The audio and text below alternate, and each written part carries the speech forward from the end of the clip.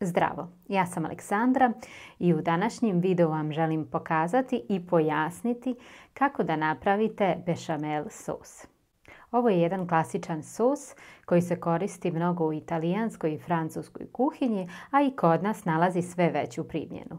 Pošto je ovo jedan sos koji je onako baza za mnoga jela, moramo da priznamo da on nije striktno italijanski ili striktno francuski, jer i kod nas se dosta koristi te zaprške koje su možda malo drugačije od bešamel sosa, ali baza im je skoro ista. Ako pravite lazanje, sigurno će vam trebati bešamel sos, pa je najbolje da ga naučite napraviti kod kuće, a ne da ga kupujete. Ne postoji jedan tačan recept za bešamel sos. Vi morate da znate koliko vam je bešamel sosa potrebno za dato jelo, da li pravite jednu veliku tepsiju lazanje ili pravite malu porciju zapečenih makarona ili recimo pravite bijeli, kod nas se to naziva bijeli umak za mnoga jela, recimo bijeli umak za gljive ili pravi se bijeli umak sa piletinom. To nije ništa drugo nego razne verzije bešamel sosa. U ovom slučaju ja ću vam pokazati kako da napravite bešamel sos sa 700 ml mlijeka i koliko vam je brašna potrebno na to mlijeko, koliko maslaca i koliko ostalih sastojaka. Pa da krenemo. Prvo je potrebno da pripremite maslac. Možete da koristite od 50 do 100 grama maslaca, zavisno kakav okus želite da dobijete. Što više maslaca koristite, okus će biti onako malo bolji i bešamel će vam biti malo kremastiji, ali nemojte recimo koristiti 200 grama maslaca. Koristite znači od 50 do 100 grama. Možete koristiti 70, 80, 90. Nije zaista bitno da budete nešto pretjerano precizni. Prebacite maslac u jednu onako manju šerpicu. Pustite da se maslac otopi na laganoj vatri. Nemojte ga otopiti na previše jakoj vatri jer će on onda onako početi da se kuha, da se prži, ne znam. Počet će onako kao da se karamelizuje. Samo ga lagano istopite. Kada je maslac istopljen, dodajte 50 grama brašna. Odmah počnite da miješate. Ako koristite žicu za miješanje, onda vam se sigurno neće stvoriti grudvice, jer ćete vrlo lako i jednostavno razbiti brašno u maslacu. Vidite, ovo već liči na nekakvu našu zapršku.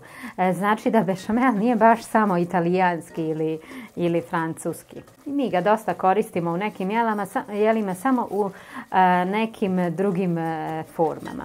Pržite brašno dok ono onako ne promijeni malo miris. Možda je potrebno da ga pržite na 2 minute. Kada brašno počne onako malo kao da pjeni, vidjet ćete, ne mogu vam tačno objasniti koliko trebate da ga pržite jer sve zavisi od temperature, zavisi od šerpice, zavisi koliko pravite bešamela.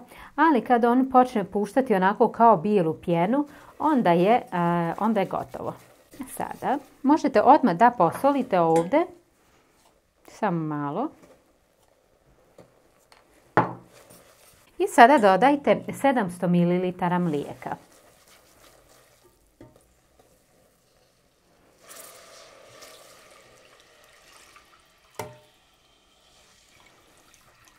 Sada ste sigurni, ne može ništa da vam se dogodi.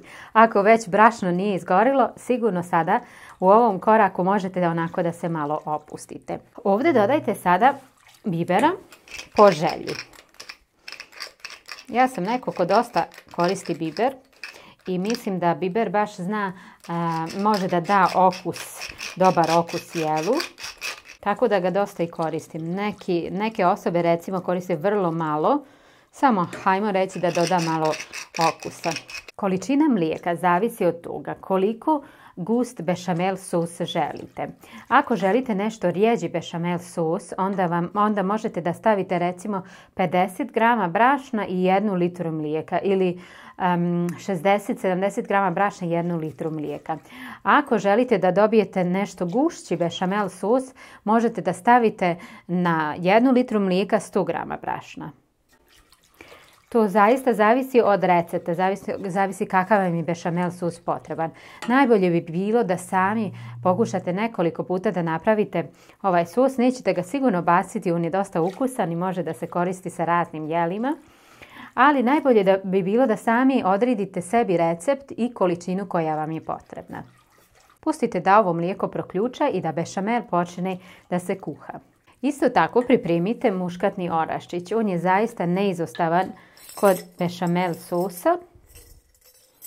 Ako pravite pravi bešamel sos, ako pravite neku njegovu verziju, ne morate da koristite muškatni oraščić. Pazite da vam samo ovo ne zagori, jer ako se radi o mlijeku i brašnu, kao što recimo znate ako pravite neke filove za torte, da ova dva sastojka vrlo lako zagore. Vidite, sada je bešamel već počeo da se ukuhava i on već odlično miriše. I u ovom trenutku već možete da dodate muškatni oraščić. Kod muškatnog oraščića morate da pazite da ne dodate previše i da vam ne padne dole u bešamel. Meni se to dogodilo, kao što bi moj tata rekao, x puta. Ops, evo skoro. Ne znam što se tu događa, uvijek mi se to dogodi. Kako da skinete? Ako vam je ostalo ovdje na rendaljci, ovako ga možete vrlo lako skinuti. I nemojte zaboraviti miješati. Smanjite vatru ako želite. To jest, već bi trebali smanjiti, nije nam potrebna ovolika vatra. Ovo je baš onako fino. Dodat ću još samo malo muškatnog oraščića, ali ne previše. Pazite, ostaće vam dosta i na ovoj rendaljci. Nemojte ga previše ukuhati jer će vam onda postati gušći nego možda što vam treba za nekako jelo. Ono što sada trebate uraditi je sljedeće. Uzmite jednu kašiku, stavite samo ovakvu kašiku u bešamel sos i pustite da se ona onako kao da je čokolada, kao da se ovaj bešamel oblije okolo i probajte. Ne možete da znate tačnu količinu soli koja vam je potrebna. To je zaista nemoguće. Ne možete da znate tačnu količinu bivera koji je potreban. Sve zavisi koliko ste ukuhali. Ako ste ovo kuhali 5 minuta, neće vam biti potrebna ista količina soli kao da ste kuhali 2 minute. Pazite samo da se ne opečete u ovom trenutku jer to se može vrlo lako dogoditi. Meni se dogodilo, zato vam govorim. Tako. Baš je dobar. U ovom trenutku sam dobila baš onako potpuno blagi bešamel sos. Ako želim da bude malo jači, kako bih rekla, da se malo više osjeti, možda mogu da stavim samo malo još bibera i samo malo soli, ali ne previše. Baš sam dobila onako nekakav fini, blagi bešamel. Bešamel sos možete da koristite u raznim receptima. Recimo šta možete sada uraditi. Možete da pravite s ovim sosom lazanje, možete da pravite kanelune, možete da zalijete s ovim sosom nekakvu pitu. I možete isto tako da, ako želite da ispržite onako malo paprike ili recimo sataraš i da stavite malo ovog bešamel sosa. U ovom slučaju ja ću da koristim bešamel sos za jedan vrlo jednostavan recept za makarone, to jest jedan recept za početnike koji ćete vjerovatno vidjeti na mom kanalu u jednom od budućih video recepata, ali zaista možete da ga koristite u mnoge svrhe. Nadam se da je ovo bilo vrlo jednostavno za vas i ako vam se ovaj video sviđa, ostavite mi jedan like ili komentar, a za ostale recepte posjetite moj kanal na YouTube-u. I na kraju, naravno, buon appetito!